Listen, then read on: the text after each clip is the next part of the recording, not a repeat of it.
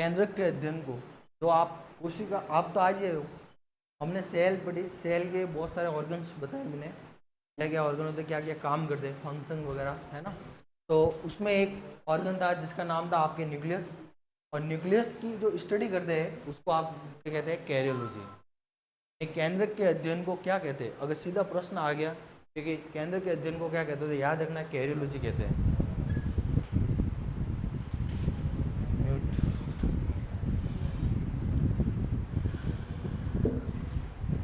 अच्छा, ये हल्दी का वैज्ञानिक नाम क्या बताया था मैंने आपको, हल्दी का वैज्ञानिक नाम रिवीजन कितना किया घर जाके, हल्दी का वैज्ञानिक, अच्छा देख के तो फिर मैं बता दूं।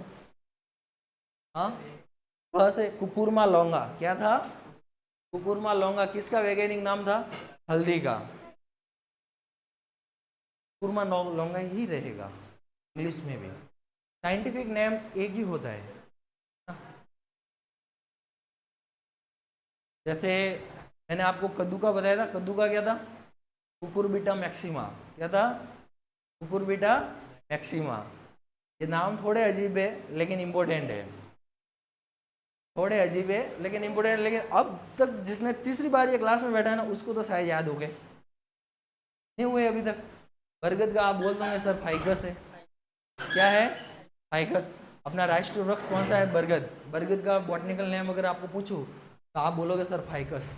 अगर मैं नीम का पूछूं तो आप बोलोगे सर एजाडी रेक्टा इंडिका, क्या नाम है, एजाडी रेक्टा इंडिका। ऐसे पूरा बोलने में तो आना चाहिए, एजाडी रेक्टा इंडिका बोलो, एजाडी रेक्टा इंडिका, वापस बोलो, इंडिका किसका वैज्ञानिक नाम है ये, बरगद का नहीं, नीम का है। अरे सर आप क्लासरूम में आगे हो अभी, तो जहाँ भी थे बरगद के नीचे छाए में बैठे थे, बाहर आ जाओ। और अपन ने और भी मैंने बताया था, जैसे अपने घरों में तुलसी जो लगाई जाती है उसका मैंने आपको बॉटनिकल नाम बताया था, क्या बताया था, ऑस्मियम सैंडकेटम, क्या बताया था, ऑस्मियम सैंडकेटम। जिन्होंने नहीं लिखा है वो लिख देना, एग्जाम में आते हैं आपके ये प्रश्न ऐसे। हाँ, तो 15 नाम लिखवाए मैंने बॉटनिकल नेम। ऑस्मियम सैंडकेटम किसका है, अभी बताया, तुलसी का, किसका है, तुलसी का। इसके बाद में मैंने आपको मूंगफली का बताया था, मूंगफली का, किसी को पता है एनीवन, मूंगफली का, अरेकिस हाइपोजिया, अरेकिस हाइपोजिया ना। इन सबको याद कैसे करना है वो सारे तरीके भी मैंने बताए, ऐसा नहीं कि सिर्फ नाम लिखवाए। अरे किस में से किस, किस में करके एक वो चॉकलेट आती थी पहले, हैं, अरे अकेसिया अरेबिका, ये किसका था, अकेसिया अरेबिका, बबूल का था, किसका था, बबूल। सेल बायोलॉजी के जो भी इंपॉर्टेंट टॉपिक थे, इंपॉर्टेंट नाम थे, वो सारे मैंने आपको लिखवा दिए हैं। अब इसके अंदर जानना व्यर्थ होगा, तो एक टॉपिक आपने ने लिया ह्यूमन बायोलॉजी का लिया, आज लिख लो आप प्लांट बायोलॉजी, एक टॉपिक इसका पढ़ेंगे और एक टॉपिक इसका पढ़ेंगे, ठीक है। इन दोनों के साथ में अपन करंट भी लेके चल रहे हैं। लास्ट में मैंने आपको आईपीएल के बारे में बताया था, लास्ट क्लास में आईपीएल के बारे में बताया था, सर्वाधिक रन किसने बनाया इस बार आईपीएल 2025 में, साई सुदर्शन ने ना। कौन सी गैप मिली उसको, ऑरेंज गैप। पर्पल गैप किसको मिली, पी कृष्णा को। वो दोनों, ये दोनों किस टीम के खिलाड़ी थे, जीटी के थे, किसके थे, गुजरात टाइटंस के जो खिलाड़ी थे। अच्छा, इस बार जो सर्वश्रेष्ठ महंगा खिलाड़ी था वो, उसका नाम क्या था, ऋषभ पंत, क्या नाम था, कितने करोड़ मिले उसको, 27 करोड़।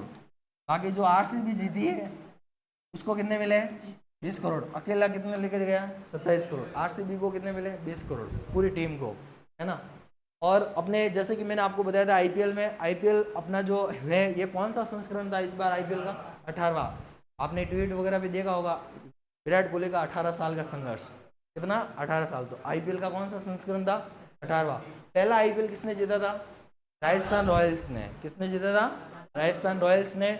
और 5 बार आईपीएल की चैंपियन बन चुकी टीम चेन्नई और मुंबई इंडियंस, क्लियर है। इस बार का जो आईपीएल होता है उसका स्पॉन्सर कौन था, टाटा, कौन था, टाटा, क्लियर है। तो आईपीएल की लगभग मोटी मोटी बातें आपको मैंने यहीं पे याद हो गई होगी लगभग, है ना।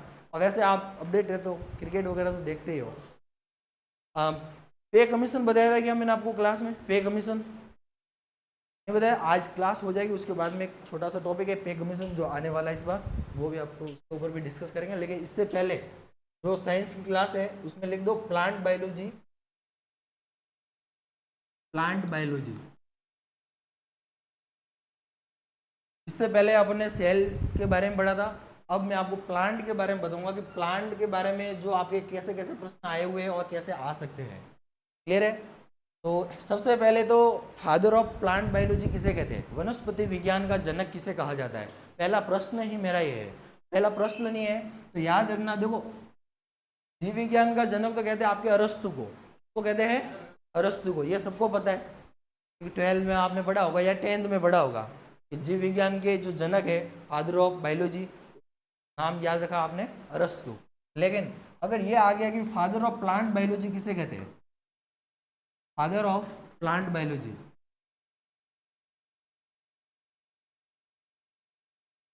तो याद रखना एक वैज्ञानिक का नाम याद रखना, थियोफेस्टस।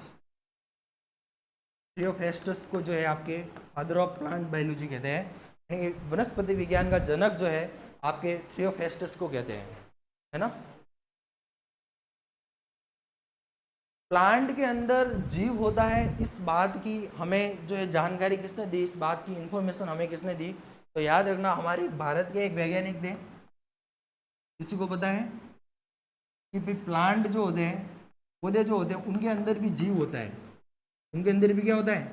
जीव पाया जाता है, यानी कि ये भी कैसे सजीव बॉडी है। तो ये अपन को किसने बताया? तो याद रखना जेसी बॉस ने बताया था। किसने बताया? जेसी बॉस। उनका पूरा नाम है जगदीश चंद्र बोस। जगदीश चंद्र बोस ने बताया था कि प्लांट के अंदर भी क्या होता है? जीव होता है। तो सबसे पहले प्लांट के अंदर जीव होता है, ये बात हमें किसने बताई? जेसी बॉस ने बताई थी। क्लियर है? लिखते जाओ और सुनते भी जाओ, दोनों चीजें करते जाओ साथ में, एक चीज से तो काम बनेगा नहीं। जेसी बॉस ने बताया फिर कि प्लांट के अंदर क्या होता है? जीव होता है। प्लांट लाइफ साइकिल ये रिप्रेजेंट बाय जेसी बॉस, है ना। प्लांट लाइफ साइकिल ये रिप्रेजेंट बाय जेसी बॉस। वनस्पति विज्ञान जो भी है, देखो जितने पेड़ पौधे होते हैं ना, उनको आप पढ़ते हैं इसमें प्लांट में अंदर या फिर बॉटनी में। और जितने भी ह्यूमन बॉडी या फिर एनिमल्स जितने भी होते हैं वो अपन पढ़ते हैं किसमें? जूलॉजी में या फिर बायो में। क्लियर है? Father of plant biology Theophrastus. Theophrastus plant biology, पादप विज्ञान या फिर वनस्पति विज्ञान का जनक, ये में। आगे लिखो morphology of plant. Morphology of plant, पादपों की आकारिकी। एक हेडिंग लगा दो, पादप कैसा होता है, एक पेड़ कैसा होता है, उसके अंदर क्या क्या सिस्टम होते हैं, जड़ क्या होती है, जड़ में कैसे प्रकार होते हैं, वो सारे लिखने। तो मॉर्फोलॉजी ऑफ प्लांट, पादपों की आकारिकी। पादपों की आकारिकी।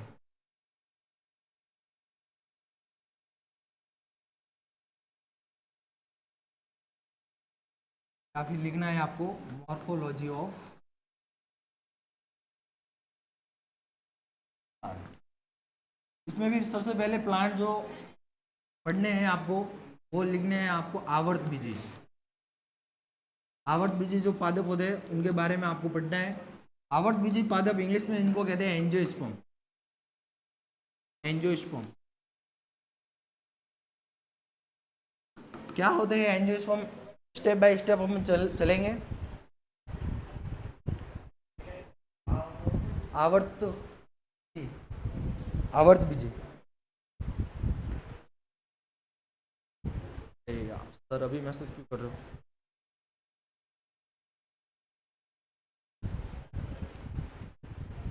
किसी को पता है आवर्त बीजी किसे कहते हैं? एंजियोस्पर्म। साइंस बैकग्राउंड से कौन है आप में से? कोई नहीं हो? आप हो? बायो थे आप? बायो थे? आवर्त बीजी किसे कहते हैं? एंजियोस्पर्म।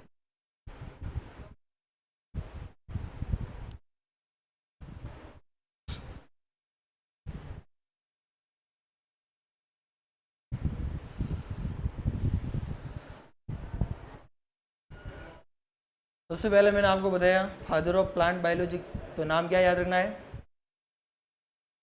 ट्रियोफेस्टस। क्या नाम रखना है? ट्रियोफेस्टस। और मॉर्फोलॉजी ऑफ प्लांट, और मॉर्फोलॉजी ऑफ प्लांट में भी पहला नाम आपको मैंने बताया है आवर्तबीजी एंजियोस्पर्म। अब एंजियोस्पर्म क्या होता है, इसके प्रकार लिखने आपको, इसके आकार की। तो मॉर्फोलॉजी ऑफ एंजियोस्पर्म, इसके भी नीचे एक हेडिंग लगा दो, मॉर्फोलॉजी ऑफ एंजियोस्पर्म। एंजियोस्पर्म की आकार की कैसी है या फंक्शन कैसे है?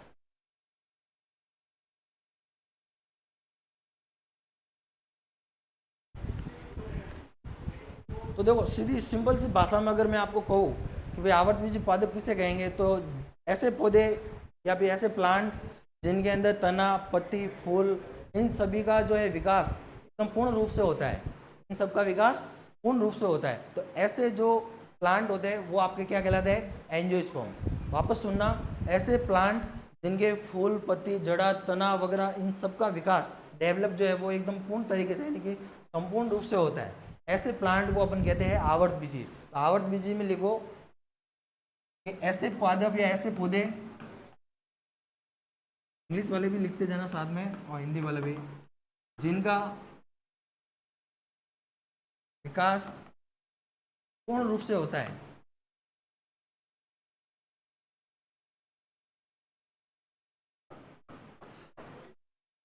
उन्हें कहते हैं आपके एंजियोस्पर्म। एंजियोस्पर्म पूर्ण रूप से मतलब प्लांट में क्या होता है? जड़, तना, stem, root and flower, leaf या पत्ती, है ना, इन सब का विकास अगर पूर्ण रूप से हो रहा है तो वो आपके कहलाएगा एंजियोस्पर्म या फिर आवर्तबीजी। क्लियर है? तो एंजियोस्पर्म किसे कहेंगे? जिनका पूर्ण रूप से विकास हुआ होता है। क्लियर है?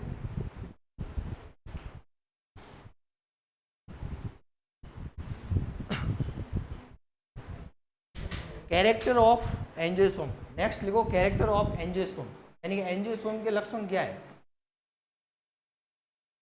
आप किसी प्लांट को देखोगे तो कैसे पहचान पाओगे कि ये एंजियोस्पर्म है या फिर जिम्नोस्पर्म है या फिर कोई ब्रायोफाइट्स है या टेरिडोफाइट्स है ना? तो एंजियोस्पर्म के आपको कैरेक्टर्स बताने हैं, लक्षण बताने हैं। तो इसमें सबसे पहली बात याद रखना, बाय रिप्रोडक्शन होता है, दोहरा दोहरा प्रजनन होता है। कैसा होता है? दोहरा प्रजनन, यानी कि बाय रिप्रोडक्शन होता है इसमें। एंजियोस्पर्म जितने भी प्लांट होंगे, एंजियोस्पर्म प्लांट, उनमें कैसा रिप्रोडक्शन होगा?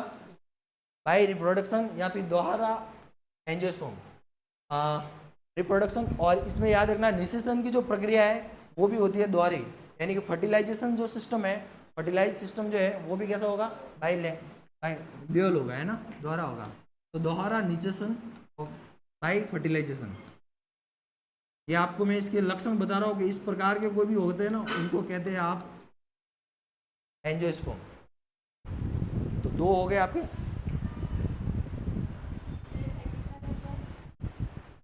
Bye fertilization. और थर्ड लिख दो आपके, इनका जो रूट सिस्टम होता है, जड़ तंत्र जो होता है, रूट सिस्टम जो होता है इनका, वो आपके पूर्ण रूप से डेवलप होता है, वेल डेवलप।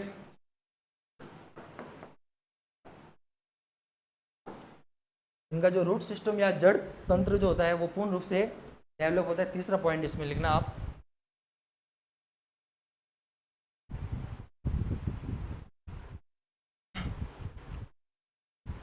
फिर नेक्स्ट लिखो लाइन, लिख दिया यहाँ तक? यस या no? By reproduction, by fertilization, और रूट सिस्टम जो होता है वो वेल डेवलप होता है, यानी कि पानी जो है जमीन से लगाकर पत्ती तक जो पहुंचता है, वो जो सिस्टम जो है वो पूरी एक प्रणाली होती है, एक प्रोसेस होता है, वो कैसे होता है? पूर्ण रूप से डेवलप होता है। बाकी आप दूसरे और भी प्लांट में बताऊंगा, जैसे जैसे आपको बताऊंगा टेरिडोफाइटा वगैरह, उनमें डेवलप नहीं होता है।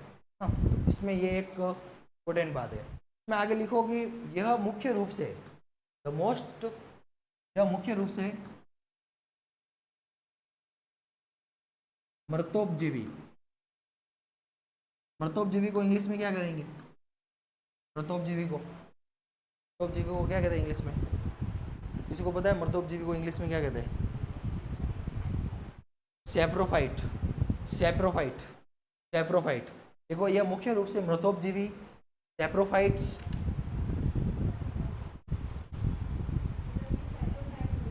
हाँ हाँ हाँ, मुख्य रूप से मर्दोपजीवी सैप्रोफाइट, कोमा लगाना, फिर आगे और लिखना पैरासाइट परजीवी, पैरासाइट परजीवी, यह मुख्य रूप से मर्दोपजीवी, यह मुख्य रूप से मर्दोपजीवी परजीवी, और परजीवी को इंग्लिश में कहते हैं पैरासाइट, कोमा लगाना, कीट पक्षी, कीट पक्षी, और कीट पक्षी को इंग्लिश में कहते हैं आपके इंसेटोवायरस, इंसेक्टोवायरस, इंसेक्टोवायरस, कीट पक्षी, और सिम्बायोटिक, सिम्बायोटिक को कहते हैं सहजीवी। इसमें किस कौन से प्रकार के पादप आते हैं? ये पादपों के प्रकार है, सहजीवी, कीट पक्षी, मर्दोपजीवी, परजीवी, ये सारे ना। तो लिखा आपने मर्दोपजीवी लिखा, उसके बाद में एक आपने लिखा परजीवी, एक लिखा आपने स्वपोषी, स्वपोषी लिख दो, एक और लास्ट स्वपोषी। स्वपोषी को क्या बोलेंगे इंग्लिश में? ऑटो, ऑटोफाइल, ऑटोफाइल या ऑटोसिम, ऐसा कुछ कहें स्वपोषी। तो ये इतने प्रकार के होते हैं आपके कौन? आवर्त बीजी, ठीक है ना। आवर्त बीजियों के प्रकार कितने हैं? पहला नाम क्या बताया मैंने आपको? मर्दोपजीवी। दूसरा नाम बताया मैंने आपको पैरासाइट या फिर परजीवी। तीसरा नाम मैंने बताया आपको सिम्बायोटिक या फिर सहजीवी। और चौथा नाम मैंने बताया आपको कीट पक्षी या फिर इंसेक्टोवायरस। और चौथा जो है आपको ऑटोट्रॉप्स या फिर ये स्वपोषी बताया। लास्ट में नाम ऑटोट्रॉप्स या फिर स्वपोषी बताया। क्लियर है? ये सब क्या होते हैं आपके? आवर्त बीजी, ठीक है ना। ये मुख्य रूप से इनका मतलब कि अगर आपको पहचान करनी हो ना कि आवर्त बीजी प्लांट कौन कौन से है, परीक्षा में आ गया 3 नाम ऐसे दे देगा और चौथा नाम कोई अलग दे देगा। क्लियर है? समझ में आया? 3 नाम तो आपको ये दे देगा और चौथा नाम कोई अलग दे देगा। एंजियोस्पर्म नहीं देगा, जिम्नोस्पर्म का दे देगा। 3 नाम तो ये दे देगा, पैरासाइट है, मॉर्फोल, ये स्वपोषी, परजीवी वगैरह, ये सब नाम आपको दे देगा और तीसरा नाम, चौथा नाम कोई और दे देगा। तो आपको पहचान करनी होगी कि भाई इसमें एंजियोस्पर्म कौन सा और जिम्नोस्पर्म कौन सा है। तो आपको ये पता होना चाहिए। इसमें मुख्यतः रूप से आपको प्लांट के अगर नाम याद करने हो ना तो कीट पक्षी प्लांट जी कौन कौन से वो याद रखना आप इम्पोर्टेंट है। अभी तक आपके एग्जाम में आए हुए हैं कीट पक्षी पादप या फिर जो इस वाले वो भी लिख देना। आप पहला नाम याद रखना ड्रोसेरा, ड्रोसेरा यूट्रिकुलेरिया। देखो साइंस के नाम थोड़े ऐसे ही है, याद तो करने पड़ेगा ना। यूट्रिकुलेरिया, ड्रोसेरा, यूट्रिकुलेरिया, ड्रोसेरा और निफेंथिस। यूट्रिकुलेरिया, ड्रोसेरा, इंग्लिश में भी यही कहेंगे, और निफेंथिस।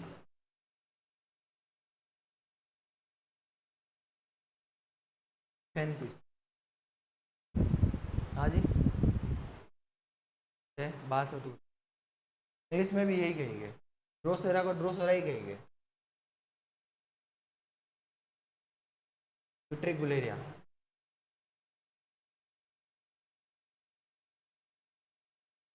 निफेंथिस।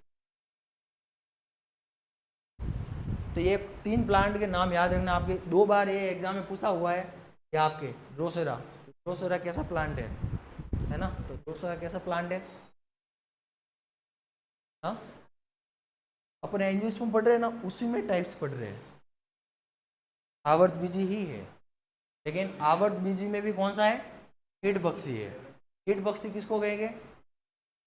तो मतलब कि जैसे ऑर्गेनिक पदार्थ वगैरह जो होते हैं ना, कार्बनिक पदार्थ वगैरह, उनका भरण पोषण कर लेता है। जैसे कोई भी गोबर वगैरह पड़ा है ना, वहाँ पे उग गया प्लांट। इनके अंदर जितने भी गोबर के अंदर जितने भी कीट वगैरह थे उनको तो उसने क्या किया? अपघटन कर लिया, है ना। उनका क्या कर दिया? उसने अपघटन कर दिया और खुद का विकास कर लिया। तो ऐसे प्लांट होते हैं ये आपके ड्रोसेरा, यूट्रिकुलेरिया और निपेंथिस। छोटे छोटे जीव होते हैं उसके अंदर, है ना। तो बहुत सारे होते हैं, मतलब ये तो मैंने आपको एक एग्जांपल दिया है कीट पक्षी प्लांट किसे कहते हैं। क्लियर है? स्वतः ही उत्पन्न हो जाते हैं। क्लियर? इनमें ये जो होते हैं ना, देखो बहुत से प्लांट जो होते हैं वो जलीय होते हैं और बहुत से प्लांट जो होते हैं स्थलीय होते हैं। लेकिन इन प्लांट की एक खास बात है कि ये ज़्यादातर जो कहाँ कौन से होते हैं? स्थलीय होते हैं, लैंड लैंड पे ही पाए जाते हैं, आपके स्थल पे ही पाए जाते हैं ना। ये ज़्यादातर स्थलीय होते हैं, ये ज़्यादातर कैसे होते हैं, स्थलीय होते हैं।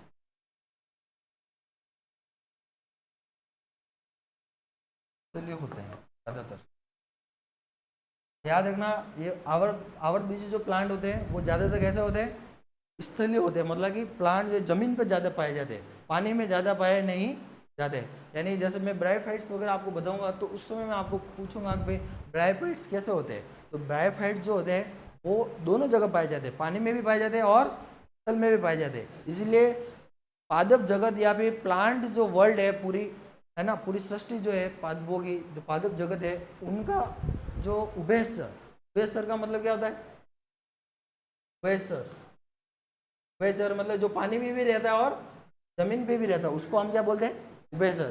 क्या ये उभयचर है, नहीं, ये ओनली कहाँ पाए जाते हैं, कहाँ पाए जाते हैं, स्थल में।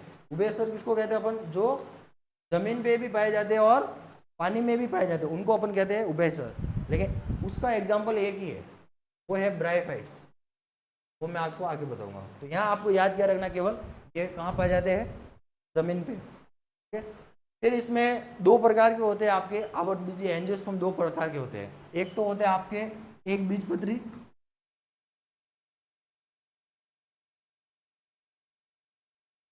एक बीजपत्री, और एक होता है आपके द्विबीजपत्री।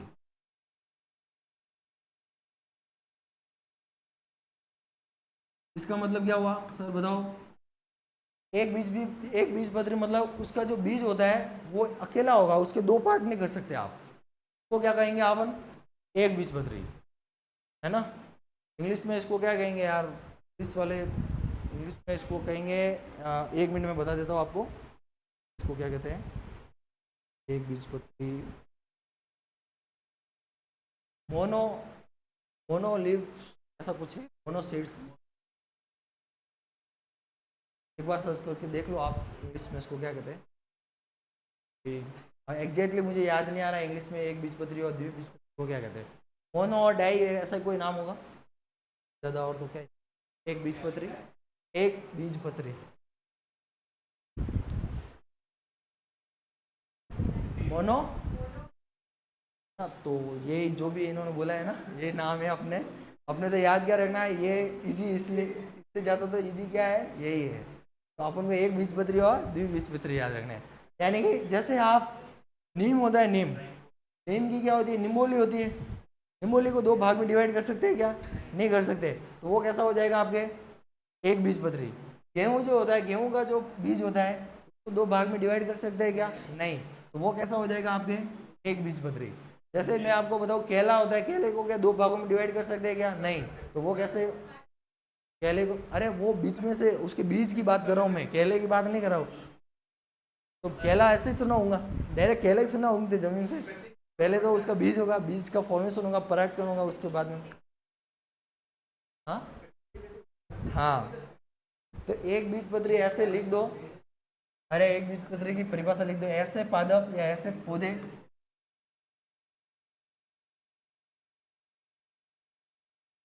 ऐसे प्लांट जिन्हें दो भागों में डिवाइड कर सकते हैं, जिन्हें टू पार्ट्स, दो भागों में डिवाइड कर सकते हैं अपन, उनको अपन कहेंगे क्या, डिवाइड नहीं कर सकते उनको अपन करेंगे, कहेंगे अपन एक बीजपत्री। क्लियर है, मतलब जो बीज होता है ना, सीड्स जो होते हैं उनको अगर दो पार्ट्स में डिवाइड कर सकते हैं तो वो क्या कहलाता है अपने द्विबीजपत्री। अगर नहीं कर सकते तो एक बीजपत्री, यानी कि उसको अपना एक ही जो है बीज होगा। क्लियर है ना। द्विबीजपत्री में मटर, मटर है, धनिया है, मूंगफली है, सोयाबीन है, वो द्विबीजपत्री में आ जाएंगे। इसलिए आपको नाम भी लिखवाए थे, बॉटनिकल नेम, मूंगफली के, मटर के, इन सब के, है ना। तो वो किस में आते हैं, मतलब कि एक मटर का दाना को दो पार्ट में अपन डिवाइड करते हैं, मूंगफली को, सिंग जो पीनट होती है उसको दो पार्ट में डिवाइड करते हैं। तो ये प्लांट कैसे होंगे अपने द्विबीजपत्री, ये प्लांट कैसे होंगे अपने एक बीजपत्री। क्लियर है। अरे साइंस, साइंस में क्या है कि एक बार में साइंस समझ में नहीं आएगी, 2 बार आपको मैं ये सुनाऊंगा ना, एक बीज बताए, दो बीज बताए, तब आपको समझ आएगी। क्योंकि जैसे मैंने आपको सेल बताई थी, सेल के पहले दिन तो ऐसा लग रहा था कि सब ऊपर से होकर गया, लेकिन अब आपको मैं सेल के कुछ भी पूछूं तो आप बता दोगे, बता दोगे। आत्मघाती थैली किसे कहते हैं? आत्मघाती थैली लाइसोसोम को कहते हैं। किसे कहते हैं? O2 का परिवहन कौन करता है? O2 का परिवहन, ऑक्सीजन का परिवहन माइटोकॉन्ड्रिया। कौन करता है? माइटोकॉन्ड्रिया। एनर्जी को स्टोर करके कौन रखता है? माइटोकॉन्ड्रिया। एनर्जी को भेजता कौन है? गोल्जी। गोल्जी कौन भेजता है? गोल्जी। ऐसे स्तनधारी जिनके न्यूक्लियस आरबीसी में न्यूक्लियस पाया जाता है, ऐसे स्तनधारी, एक तो ऊंट और लामा, ऐसे 2 स्तनधारी है जिनके केंद्रक में क्या पाया, आरबीसी के केंद्रक, आरबीसी में क्या पाया जाता है? केंद्रक। क्या हमारे आरबीसी में केंद्रक पाया जाता है क्या? नहीं। हम भी क्या स्तनधारी है क्या? यस या नो? यस, हम भी क्या है? स्तनधारी। सब जीव जितने भी देखते हो आप, आपके आसपास जो ऐसे बड़े बड़े दिखाई दे रहे हैं ना, तो दूध पीते हैं मम्मी का, वो सब कैसे होते हैं? स्तनधारी होते हैं। तो मैंने आपको क्लास में बताया था। तो ऐसा नहीं है कि भाई अपन को समझ में नहीं आएगा, समझ में आएगा, लेकिन धीरे धीरे आएगा। तो एक बीजपत्री और द्विबीजपत्री दोनों बातें समझ में आ गई। दो एग्जाम्पल लिख देना उसमें, एक तो नीम लिख देना उसमें, और एक कोई लिख देना आप केला और गेहूं वगैरह लिख देना। किसमें? एक बीजपत्री में। द्विबीजपत्री में मटर, मूंगफली, सोयाबीन, ये नाम लिख देना। क्लियर है? उसके बाद में थोड़े से फैक्चुअल बातें बताता हूँ कि जो आपके इम्पोर्टेंट भी है और एग्जाम में आ भी सकती है। अपना जैसे अपन ने मानव शरीर की बात की थी, और मानव शरीर में आपके मूत्र जो होता है, यूरिया जो होता है, उसका कलर कैसा होता है? रंग कैसा होता है? येलो। और कोई? थोड़ा सा मैं इसको ट्रिकी बना लेता हूँ। सामान्य रूप से, यानी कि जनरली जो है, उसका जो यूरिया जो होता है अपना, उसका कलर कैसा होता है? लाइट। ज़्यादा सर पानी पी लिए तो लाइट, और पानी नहीं पिया और पोषक तत्वों की मात्रा ज़्यादा होगी तो येलो। हाँ, रेड भी होता है, दवाई ले ली तो रेड भी होता है। लेकिन सामान्य रूप से अगर पूछे आपको तो कलरलेस होता है। कैसा होता है? कलरलेस, यानी कि रंगहीन होता है। तो आपके अगर प्रश्न आ जाए ना कि आपने यूरिया का कलर कैसा होता है, तो क्या आपको क्या देना आंसर उसका?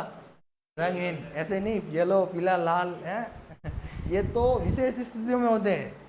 यानी कि अगर आपके पोषक तत्वों की ज़्यादा मात्रा बढ़ गई है तो आपके जो है वो येलो कलर का आएगा। आप दवाई ले रहे हो तो लाल कलर का आएगा। और अगर आप पानी ज़्यादा पी लिया है तो एकदम कैसा? एकदम कलरलेस आएगा। कैसा आएगा? कलरलेस।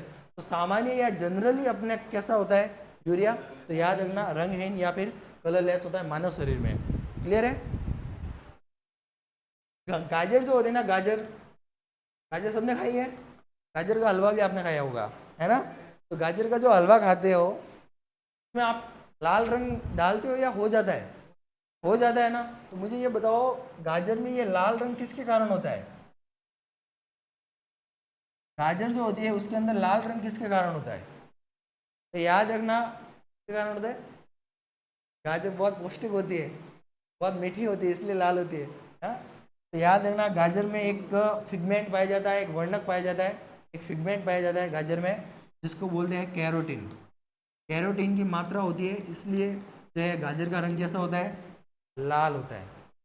गाजर का रंग कैसा होता है? लाल। फिर तरबूज में नहीं पाया जाता है। तरबूज में तो लाल होता है। देखो, लाल में भी बहुत सारे अलग अलग प्रकार के लाल होते हैं। साइंस में ये एक ही नाम है कैरोटीन का। कारण क्या है? गाजर का रंग लाल।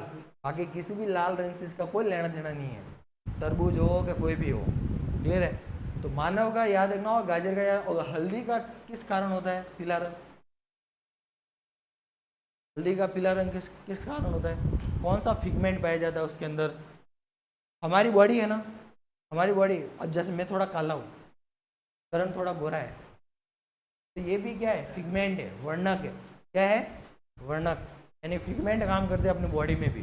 तो हर एक जितने भी वस्तु है खाने पीने की या फिर कुछ भी देखते हो, उनका जो रंग होता है, उनके रंग का निर्धारण कौन करता है आपके? तो याद रखना, जो भी वस्तुएं आपको दिखाई दे रही है, जो भी वस्तुएं में रंग का जो निर्धारण करते हैं, रंग का जो निर्धारण है, ये डिसाइड करेगा कि रंग कैसा होगा, वो निर्धारण कौन करता है आपके, याद रखना, फिगमेंट। कौन करता है? फिगमेंट, या फिर इसको हिंदी में कहते हैं वर्णक। ये वर्णक ही जो होता है, जो हमारी बॉडी बताती है कि अच्छा मैं सांवला हूँ, तो मेरे अंदर पिगमेंट की क्या है, थोड़ी कमी है ना। मेलेनिन, क्या कौन सा पिगमेंट पाया जाता है अपने शरीर में? मेलेनिन। मेलेनिन नाम का शरीर जो है वो अपने पिगमेंट पाया जाता है। और मेलेनिन के कारण ही, जिसमें जितना ज़्यादा मेलेनिन होगा ना, वो उतना काला होगा, और जितना कम मेलेनिन होता है वो उतना ही ज़्यादा गोरा होता है ना। तो गोरे और काले का ये एक लॉजिक है। साइंस ये कहती है कि भाई मेलेनिन जो पिगमेंट है उसके कारण अपने बॉडी का जो है रंग काला और गोरा होता है। ये पिगमेंट मेलेनिन ज़्यादा हुआ तो काले या गोरे? काले। और मेलेनिन कम हो गया तो जितने भी गोरे आते हैं ना, जितने भी अंग्रेज आते हैं, उनके अंदर क्या नहीं पाया जाता है? मेलेनिन नहीं पाया जाता है। याद रखना है, जितने भी अंग्रेज आते हैं अपने यहाँ पे, उनके अंदर क्या नहीं पाया जाता है? मेलेनिन। और जितने भी वेस्ट इंडीज के खिलाड़ी, उनके अंदर क्या पाया जाता है? जितने भी वेस्ट इंडीज के खिलाड़ी, उनके अंदर क्या पाया जाता है? मेलेनिन। जो भी गोरे आते हैं वो उनके अंदर मेलेनिन नहीं पाया जाता। और अपना जो खून होता है उसका रंग भी तो लाल होता है ना। अभी आपका ये डाउट क्लियर होगा, खून का रंग भी कैसा होता है? लाल। लाल होता है क्या? नहीं, आप सर को हरा भी होता है, मेरे तो हरा है सर। तो कोई नहीं है ना, लाल ही होता है। तो ये लाल रंग किसके कारण होता है, ये तो आपको पता होगा। ब्लड जो होता है, ब्लड में जो है आपके रेड रंग किसके कारण होता है? आरबीसी के। और कोई? हीमोग्लोबिन किसके कारण होता है? हीमोग्लोबिन। तो हीमोग्लोबिन एक पिगमेंट है जो हमारे बॉडी में पाया जाता है, इसके कारण ही अपना जो ब्लड है उसका रंग क्या होता है? लाल होता है। ये छोटी छोटी बातें होती है, लेकिन एग्जाम में जब एक सामने आती है ना ऐसे डायरेक्ट, तो उस समय क्या अपन कन्फ्यूज हो जाते हैं, करे क्या आंसर। तो ये हीमोग्लोबिन याद रखना। और अपना ये पौधे जो होते हैं, कुछ पौधे जो होते हैं ना, ब्लू ग्रीन एल्गी होते हैं ना, सॉरी ये मैं आपको एल्गी में पढ़ाऊंगा, उस समय सही रहेगा। हीमोग्लोबिन हो गया। फिर आपके, हाँ, हल्दी का नहीं बताया, कुकुरमा। कुकुरमा वो पिगमेंट ही है, कुकुरमा। हल्दी में भी कुकुरमा ही आएगा। वो साइंटिफिक नेम भी हल्दी का कुकुरमा ही है, और हल्दी का पिगमेंट भी कुकुरमा ही है, दोनों सेम ही है। इसलिए मैंने आपको कहा कि हल्दी का क्या है ना। तो हल्दी का याद रखना। और ये आपने, कल मैंने 2-3 प्रश्न देखे आपके एग्जाम में आए हुए हैं। प्रश्न अच्छे लगे मुझे, लेकिन ठीक है, वो इतने भी इम्पोर्टेंट तो नहीं है, लेकिन एक बार मैं बता देता हूँ आपको कि साइंस तो बहुत सारी है, लेकिन साइंस में आपके क्या आता है वो बहुत ज़रूरी है। बहुत कुछ आता है।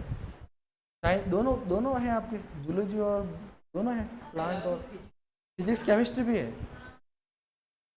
तो एक बार आप अपना ग्रुप बना हुआ है ना, कोई मुझे सिलेबस तो सेंड कर दो कि अपने हमारे सिलेबस में ये पॉइंट है।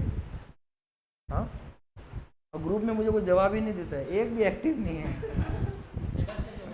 गजब की बेइज्जती करते हैं सब जने। हम नहीं देंगे आपको जवाब, जाओ जो करना है जब। मैंने एक सवाल पूछा था ग्रुप में आपको, पे कमीशन का, कैसी बॉडी है, कॉन्स्टिट्यूशन बॉडी है या फिर स्टेचरी बॉडी है या एग्जीक्यूटिव बॉडी है? हाँ, संवैधानिक नहीं है, गैर संवैधानिक है, असंवैधानिक है, नॉन कॉन्स्टिट्यूशनल बॉडी है। और ये आएगा, अब आपके प्रश्न आएगा, बात पक्का आएगा। इसका कारण भी मैं बताऊंगा अभी। अरे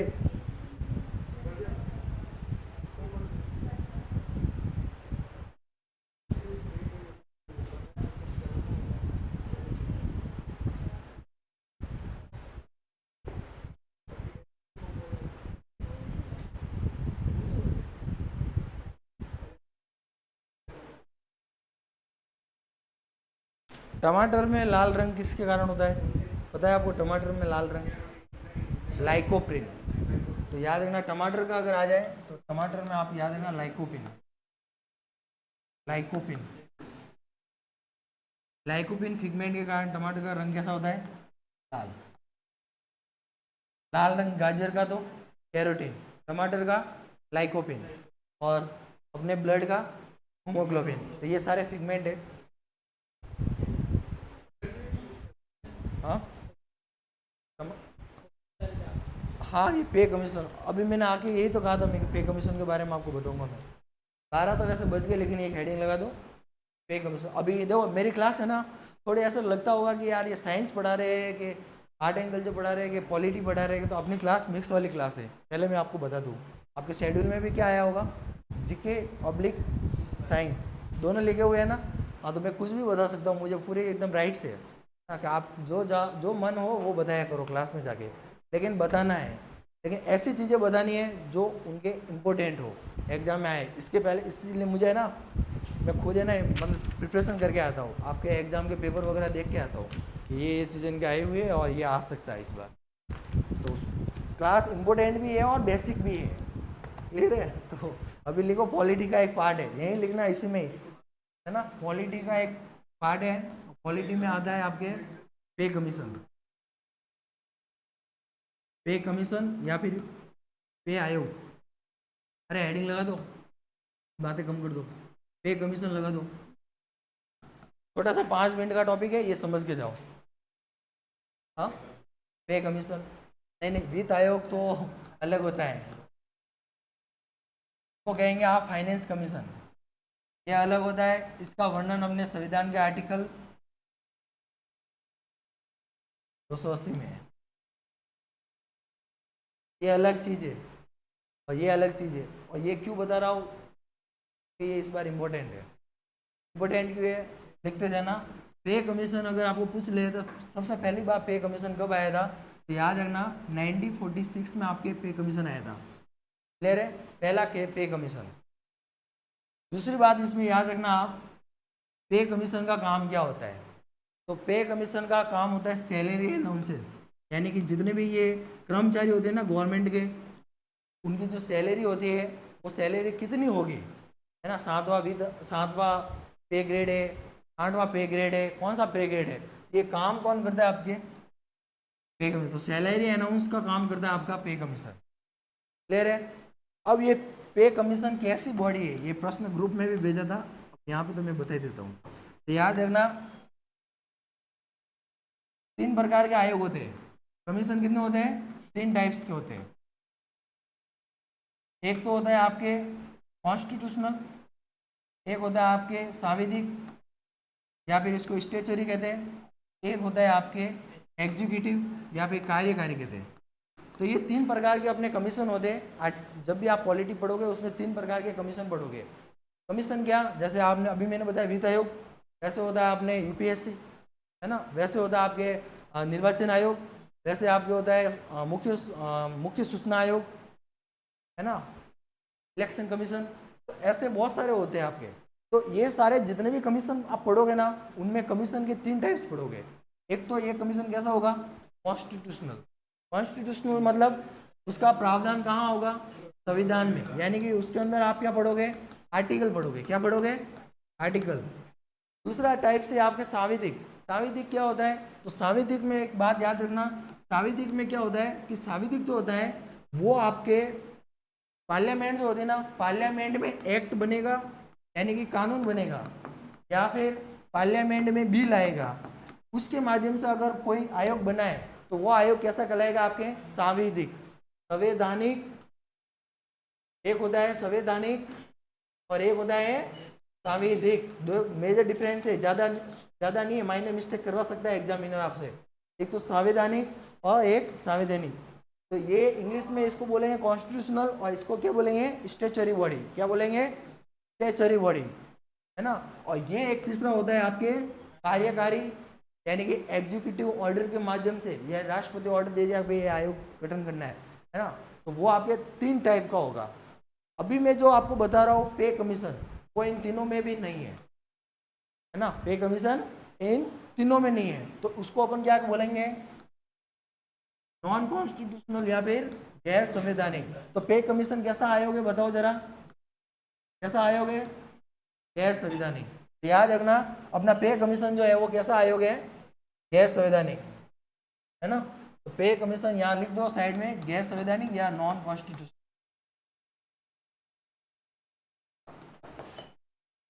क्लियर है? उसके बाद में पहला कब आया,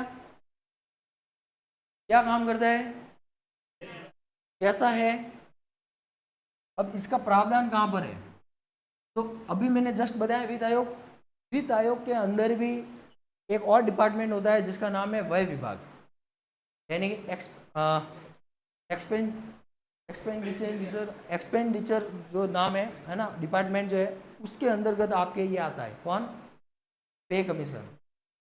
फाइनेंस कमीशन है, उसके अंदर आपके ये आएगा एक्सपेंडिचर कमीशन, उसके अंदर आएगा आपके पे कमीशन, ठीक है ना। तो पे कमीशन किसके अंतर्गत काम करता है, व्यय विभाग के अंदर, क्लियर है। और व्यय विभाग किसके अंदर काम करता है, फाइनेंस कमीशन, यानी कि वित्त विभाग के अंदर।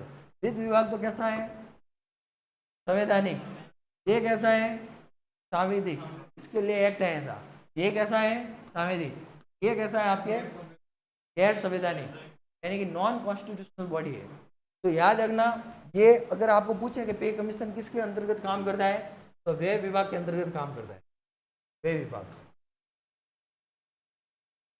अब इसका कार्यकाल कितना होता है पे कमीशन का, तो याद रखना इसका जो कार्यकाल है ऐसे कोई फिक्स नहीं है, लेकिन सामान्य जनरली अपन याद करने के लिए याद कर सकते हैं आप, जनरली 10 ईयर या 10 साल का समय होता है, 10 साल तक ये काम करता है। पे कमीशन कितने साल तक काम करता है, 10 साल। अरे बस ही मतलब पे कमीशन कितने सालों तक काम करता है, 10 सालों तक, क्लियर है। अभी क्या हुआ, 31 दिसंबर 2025 को जो अपना पे कमीशन बना हुआ है ना, वो होने वाला है समाप्त। क्या होने वाला है, समाप्त। और नया पे कमीशन आएगा आपके 1 जनवरी 2026 को। कब आएगा, 1 जनवरी 2026 को। इसलिए अपने लिए ये क्या हो गया, इम्पोर्टेंट। करंट में अभी चल रहा है, विवाद चल रहे, पार्लियामेंट में बैठे लोकसभा और राज्यसभा, पक्ष और विपक्ष, है ना। कोई बोल रहे सैलरी इतनी होनी चाहिए, कोई बोले सैलरी जिनके 18,000 है उनके 56,000 कर दो, है ना, डायरेक्ट इतनी बढ़ा दो। पर वो कैसे बढ़ती है, 2.85 से वो पूरा एक स्ट्रक्चर होता है, पे ग्रेड कैसे बढ़ते हैं। तो ये डैश चल रही है अभी, हाँ तो बढ़ेगी ना। आठवां वेतन आयोग आएगा आपका, 8वां, है ना। अभी कौन सा चल रहा है, 7वां चल रहा है। हाँ, ये ऑल इंडिया में, अरे ये ऑल इंडिया में चलेगा, लेकिन स्टेट गवर्नमेंट तो अलग से निकालेंगे। ये अपन बात करें सेंट्रल गवर्नमेंट की, क्लियर है। हाँ, स्टेट के भी आएंगे, स्टेट में जिसके 18,000 है उसके हो सकता है 40 हो, बढ़ेगी। अरे भाई साहब, अभी 2010 में और 2024 में फर्क है कि नहीं है, हैं, खर्चे बढ़ गए तो सैलरी भी तो बढ़ानी पड़ेगी, वही वो सैलरी तो ना रख सकते आप, इसीलिए सैलरी अभी बढ़ाने वाले हैं। तो ये अपने लास्ट रिकमेंडेशन थी। तो ये याद रखना, इसका कार्यकाल कितना होता है, 10 साल का होता है कार्यकाल। फिर उसमें आप एक और चीज़ याद रखना, ये आयोग जो है, ये पे कमीशन है, ये कौन से क्रम का है, कौन से क्रम का है। तो इससे पहले 6 आयोग बने हुए हैं और ये 7वां था। कौन सा था, 7वां आयोग था ये। और अब जो बनेगा वो कौन सा बनेगा, 8वां। और 8वां, ये 7वां जो है, इसकी रिकमेंडेशन या सिफारिशें जो है वो कब तक लागू रहेगी, तो याद रखना ये कब से कब तक बना है। तो इसकी जो सिफारिशें 2013 में आई थी, कब आई थी, 2013 में आई, तो 2013 में थी, लेकिन लागू हुई थी 2016 में। और ये कब तक लागू रहेगी, तो या 2025 तक याद रहेगी, है ना। 31 दिसंबर 2025 तक ये जो है वो लागू रहेगी। ये बातें बताई गई है। तो ये अभी 31 दिसंबर 2025 आने वाला है। कब आया था ये 7वां पे कमीशन, तो ये कब आया था, 2013, लेकिन इसकी जो सिफारिश है वो कब लागू हुई, 2016 में। 2016 से 2025, मैंने क्या बताया, इसका कार्यकाल कितना होता है सामान्य, 10 साल, लगभग 10 साल हो रहे हैं ना, लगभग 10 साल हो रहे हैं ना। तो ये कितने साल का था, 10। अभी जो आएगा वो कब आएगा, 1 जनवरी 2026 को, 1 जनवरी 2026 को, ठीक है ना। ये कौन से नंबर का होगा, 8वें नंबर का होगा। अब तक कितने हुए, 7, क्लियर है। पहला कब हुआ था, 1946। लेकिन very very very most important लगा देना कि इसके अभी चेयरपर्सन कौन है, इसके अध्यक्ष कौन है पे कमीशन के, किसी को पता है चेयरपर्सन कौन है इसके पे कमीशन के, हाँ बताओ रे, एनटीपीसी वाले बताओ, एनटीपीसी का एग्जाम कब है, हो गया, अभी कोई एग्जाम नहीं है रेलवे का, ट्वेल्थ वालों का है ना, तो आप ट्वेल्थ वाले नहीं हो, ग्रेजुएशन वाले हो। तो याद रखना इसका जो आपके अध्यक्ष है वो है अश्विनी वैष्णव। कौन है? अश्विनी वैष्णव। हाँ, रेलवे डिपार्टमेंट भी पहले इनके अंदर के आता था। और ये वे विभाग जो है, सॉरी पे कमीशन है, पे कमीशन जो है उसका अध्यक्ष भी कौन है आपके? अश्विनी वैष्णव। हाँ, आदमी तो है, औरत थोड़ी ना है ये, नाम ही ऐसा है तो क्या करें। अच्छा ये ये नाम आपको कैसा लग रहा है? सुमन है? किसका सीईओ है पता है आपको? नीति आयोग का है, उपाध्यक्ष है ये नीति आयोग के। ये भी व्यक्ति है सुमन बेरी, है ना। वैसे वैसे अश्विनी वैष्णव भी कौन है? औरत नहीं है, महिला है। महिला नहीं, पुरुष है। क्या है? औरत नहीं, महिला है। महिला नहीं, पुरुष है। याद रखना। नॉर्थ ईस्ट क्या बोले थे आप? लड़की जैसे ही है। अरे बहुत सारे नेता होते हैं लड़कियों वाले नाम होते हैं। किरण रिजिजू है, एनर्जी मिनिस्टर है वो तो। सूचना प्रसारण मंत्री, हाँ बिल्कुल, सूचना प्रसारण मंत्री है आपके ये, लड़कियों वाले ही है। तो ये अश्विनी वैष्णव वैष्णव इसका चेयरपर्सन है, याद रखना। पे कमीशन कब आया था पहला? पे कमीशन का काम क्या होता है? अभी कौन सा पे कमीशन है? 7वां। ये अभी इसके अध्यक्ष कौन है? पे कमीशन जो है इसकी सिफारिश कब तक लागू रहेगी? इसका गठन कब हुआ था? अभी जो चल रहा है 13 में। इसकी सिफारिश कब लागू हुई? 16 में। कब तक लागू रहेगी? 25 तक। ठीक है। 8वां कब आएगा? 1 जनवरी 26। ठीक है। ये किसके, कौन से डिपार्टमेंट के अंतर्गत काम करता है? एक्सपेंडिचर है ना, डिपार्टमेंट है ना। और एक्सपेंड वे विभाग जो है वो किसके अंतर्गत काम करता है? क्या ये संवैधानिक बॉडी है? हाँ, वित्त विभाग तो कैसा है? अच्छा, आप पे कमीशन का समझे। हाँ, पे कमीशन क्या संवैधानिक बॉडी है? नहीं तो कैसी है? आयोग कितने प्रकार के होते हैं? 3। कौन कौन से? कॉन्स्टिट्यूशनल, स्टेचरी और एग्जीक्यूटिव। 3 प्रकार के होते हैं अपने। ठीक है, तो ये आपके इम्पोर्टेंट है। सैलरी चाहिए? आप तो एसएससी वाले हो ना, एसएससी रेलवे और बैंक वाले। आप लोगों को तो है, आपकी कितनी सैलरी आ जाएगी? अब कितनी आती है? लगते हैं कितनी आती है? प्रोबेशन पीरियड में कितनी आती है? ट्रेनिंग में, ट्रेनिंग में 75। आपको पता नहीं हो तो मैं बता दूं, 2 साल तक है ना, 2 साल तक है ना बंधुआ मजदूरी करनी पड़ती है। 2 साल तक आपको बंधुआ मजदूरी करनी पड़ती है, पता है? कम आती है, कम आती है। 75 तो एम्स ऑफिसर की होती है यार। क्या बात है? अरे ये बता दो पोस्ट क्या थी? हाँ, तो इंस्पेक्टर के लिए। एक बात और, अरे सुनो, इम्पोर्टेंट बात है। एसएससी का एग्जाम तो दे रहे हैं आप लोग, इनके अंदर जो ये आपके वरीयता होती है ना, इनका ध्यान रखना आप। वरीयता में, वरीयता क्रम जो होता है ना, जब आपका सिलेक्शन हो जाए या है ना, प्रेफरेंस वगैरह जो भी आप भरो ना, तो थोड़ा ध्यान से भरना। बहुत जने सेलेक्टेड होते हुए भी उनका लास्ट में फाइनल लिस्ट में नाम नहीं आता है, क्योंकि नंबर तो ठीक ठाक आते हैं और प्रेफरेंस ये भर देते हैं, फर्स्ट प्रेफरेंस भर दी। फिर वो फर्स्ट प्रेफरेंस क्या होती है, अरे सुन लो बाद में, वो अभी बस 5 मिनट में छोड़ने वाला हूँ, ज़्यादा परेशान नहीं करूँगा। जो फर्स्ट प्रेफरेंस होती है ना, जैसे आपके नंबर ठीक ठाक आए, आप मेरिट के बीच में हो, और फर्स्ट प्रेफरेंस में तो उनको लेंगे ना जिनके ज़्यादा नंबर अच्छे आए। तो आप इस चक्कर में मत रह जाना कि भाई हमारे नंबर तो इतने आया, मैं बन जाऊँ सबसे हेड ऑफिस का मालिक ही बन जाऊँ एसएससी का। तो ऐसे कभी मत बनना। हो सकता है आपके वहाँ पे सीट नहीं मिले, तो आप यहाँ जहाँ मिलने वाली थी ना वहाँ पे भी रह जाओगे। प्रेफरेंस का हमेशा, अरे हुआ है, बहुत जनों के हुआ है, एसएससी वालों को पूछना आप, बहुत जनों के हुआ है कि भाई यार मेरा सिलेक्शन तो हो गया था लेकिन मैंने प्रेफरेंस गलत भर ली थी, इस वजह से मेरा जो है वो फाइनल में जो लिस्ट में नाम ही नहीं आया। हाँ, 4-5 भरोगे लेकिन फर्स्ट प्रेफरेंस आप जो भर रहे हो ना, वो आपके मिलने के ज़्यादा चांसेस रहते हैं। लेकिन फर्स्ट प्रेफरेंस पे ज़्यादा, अलग अलग डिपार्टमेंट होते हैं ना, अलग अलग डिपार्टमेंट में भी अलग अलग मेरिट जाती है फिर उसके बाद में, है ना। सबसे हाईएस्ट किसकी जाती है और सबसे लो किसकी जाती है और मिड में कौन रहता है, ये याद रखना आप, है ना। ऐसे नहीं हो कि आपके नंबर तो लो वाले आ रहे हैं ना, आप हाई वाले की प्रेफरेंस भर रहे हो, तो फिर ये आपका सिलेक्शन नहीं होगा। अगर आपका सिलेक्शन हो भी गया है, हो सकता है आपको स्टाफ की जॉब मिल जाती, लेकिन आपने स्टाफ नहीं, आपने तो ऑफिसर की पोस्ट भरी है, तो आपको वो स्टाफ वाली भी नहीं मिलेगी। जब तक आप यहाँ आओगे ना वापस यहाँ से यहाँ, तब तक वो पोस्ट जो है वो भर चुकी होगी, है ना।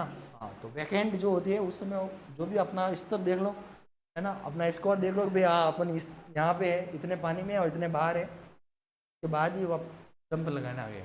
हाँ, बहुत जनों को मेरे फ्रेंड, 2-3 फ्रेंड है इनके नंबर तो यहाँ थे, यहाँ के भरे थे, अब वापस यहाँ आए ना तब तक जो है वो फुल हो गई थी।